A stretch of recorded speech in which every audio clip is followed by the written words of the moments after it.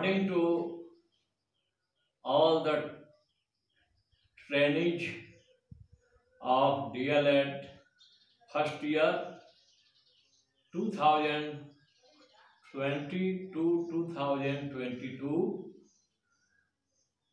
of Chanakya college of education Bettiah.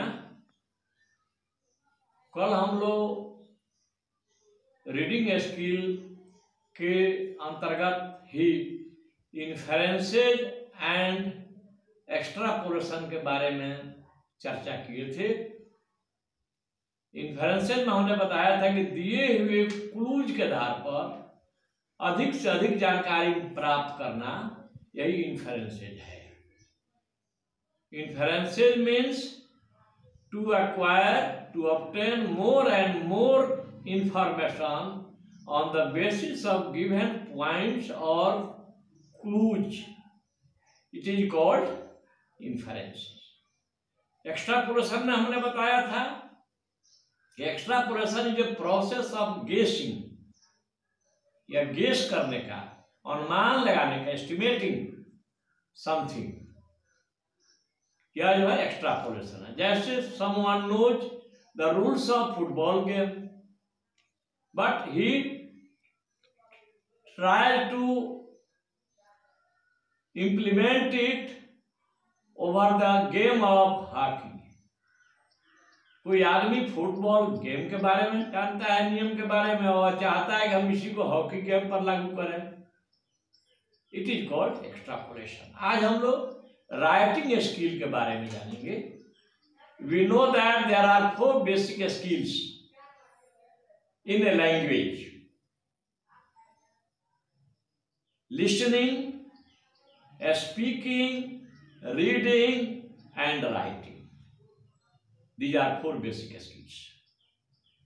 तो इसमें हम लोग आज राइटिंग स्किल के बारे में जानेंगे। रीडिंग स्किल तो हम लोग जान चुके हैं, उसमें जो है एक्सटेंसिव रीडिंग क्या है, इंटेंसिव रीडिंग क्या है, स्कीमिंग क्या है, स्कैनिंग क्या है, ये सब जान चुके हैं। रीडिंग और वाचन में क्या अंतर है, सब जान चुके हैं। आज हम लोग writing skill, that is the most important skill, इसके बारे में जानेंगे। पहले इसमें आता है कि राइटिंग स्किल कब आता है आदमी के जीवन में। When does it comes in the life of a man, in the life of a child? So developing of writing skill is an important aspect of teaching a language. Writing should be introduced just after word recognition. पहले शब्द पहचान जब कर लेते हैं, recognition माने पहचान, शब्द की पहचान करने के बाद राइटिंग स्किल शुरू होता है। Writing skill reinforces oral and reading work. यह स्किल जो है वह मौखिक और पठन कार्य को रीइंफोर्स करता है, पुनर्बलन करता है। It provides a change of activity to do some homework. यह कुछ गृह कार्य करने के लिए क्रिया विधि को दिखलाता है। Students should be helped to write neat and clean and correctly.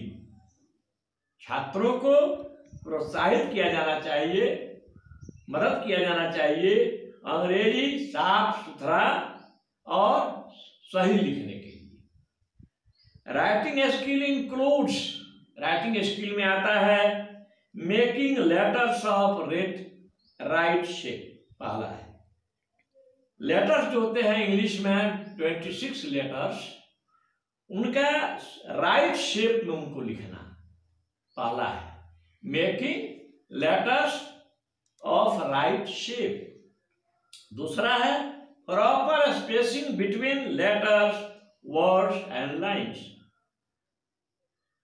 Letters में, वर्ड्स में, लाइन्स के बीच जो है स्पेस होना चाहिए, प्रॉपर स्पेस होना चाहिए।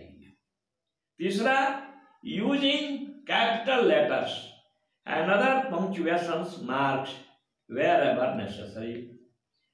कैपिटल लेटर का प्रयोग कहाँ कहाँ करना चाहिए, हम एक चीज यहां पर बता देना चाहते हैं लिख से हट करके कि पहला जो शब्द होता है वह कैपिटल लेटर का होता है। जब भी हम वाक्य शुरू करते हैं अंग्रेजी में, when does I, when do I start, whenever I start writing, the first letter must be in capital form। तो पहला लेटर कैपिटल फॉर्म में होता है। प्रॉपर नाउन जितना नाम है वो सब उसका फर्स्ट जो लेटर होता है वो कैपिटल होता है।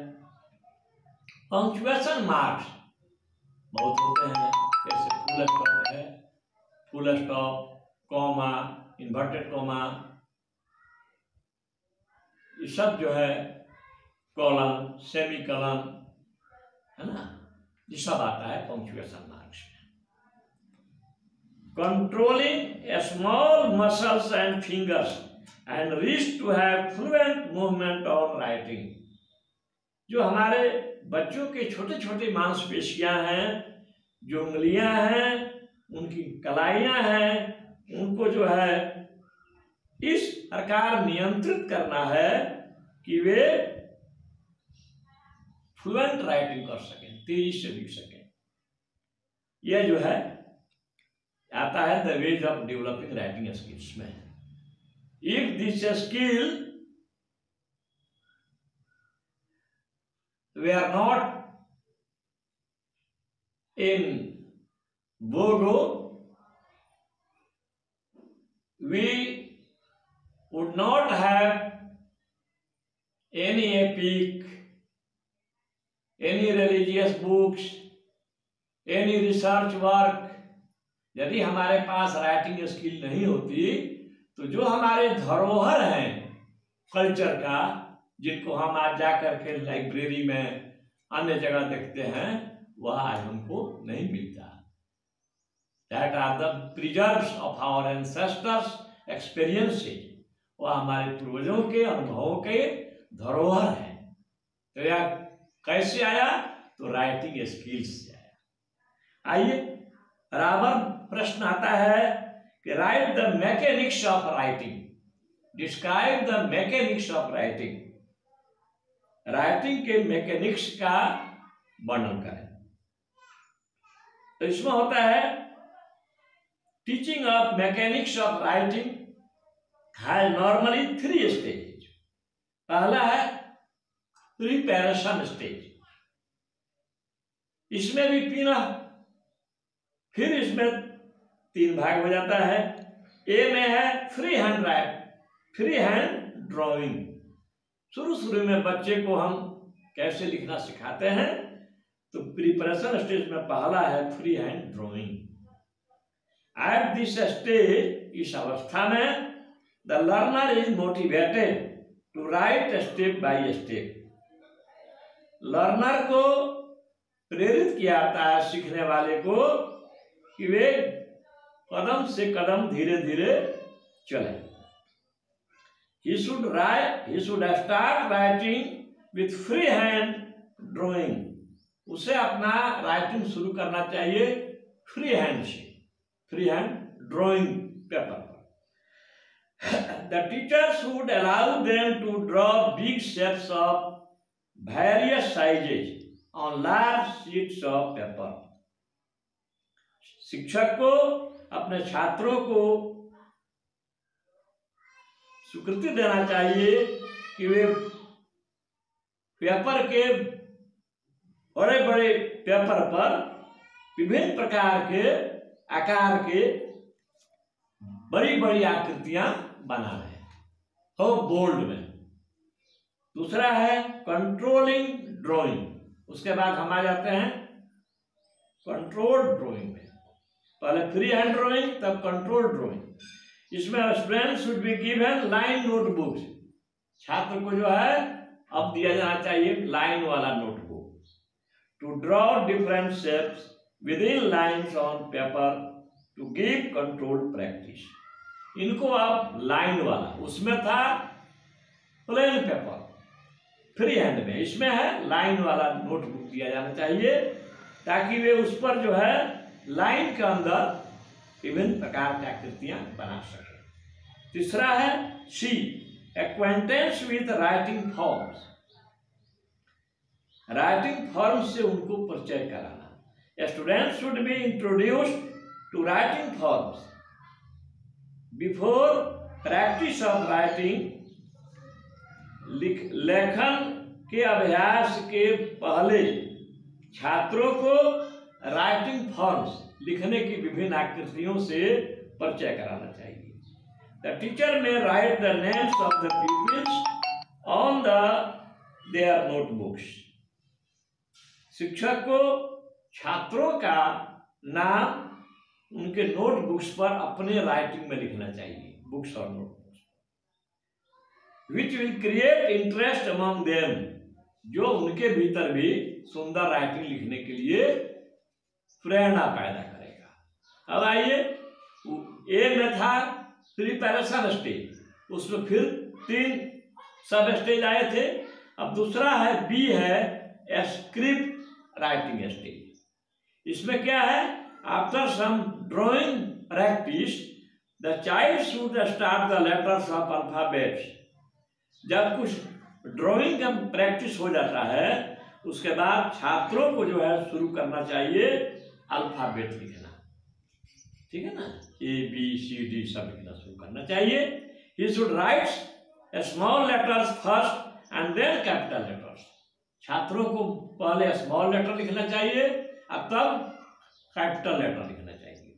फॉर एग्जाम्पल, उदाहरण के लिए, फिर इसमें स्मॉल 1 है, letters made by strokes which IKLTWXYZ।